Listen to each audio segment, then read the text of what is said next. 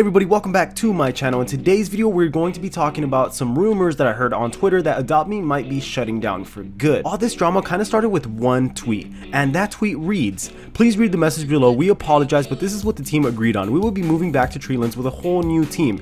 And then they included a picture that reads, "Bad news. Sadly, the Adoptme team has decided to shut down due to some major data breaches, and we are all very tired of working on the game now. Sorry for the inconvenience. We'll be shutting down on 8/11/2020. So this tweet does look very real. I mean, the image even has like the right font and the little Adoptme logo on the bottom corner. However, that account is not real. Although it looks very real, the actual Adoptme is Play Adoptme, not Adoptme Roblox. So this tweet got so large that the actual Adoptme team had to release a statement. That's kind of why I'm making this video, because it got so much momentum and everyone was talking about it on Twitter. Anyways, the Adoptme team tweeted this out. "Hey everyone, obligatory, please don't believe everything you read on the internet post.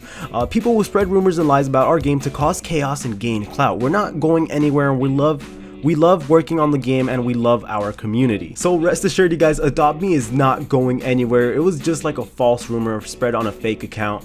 They even left another little tweet under that main tweet, and this one reads, "These are our only official accounts. A new rumor comes in every few weeks, and if we reply to every single one, that's all we'd be doing. Please remember this and educate each other." And then they linked all of their official accounts. So yeah, Adoptme is not going anywhere. It was just a fake account. Like, I looked at it and I kind of believed it too, just because it had the right profile picture. The Twitter ad looked like really official. The image, everything just looks so real about it. A lot of people did believe it, which is why they had to make a statement, but it's not true. So you guys really have nothing to worry about. If you haven't already, make sure you're subscribed to my channel, leave a like and a comment down below. I will see you guys in the next one.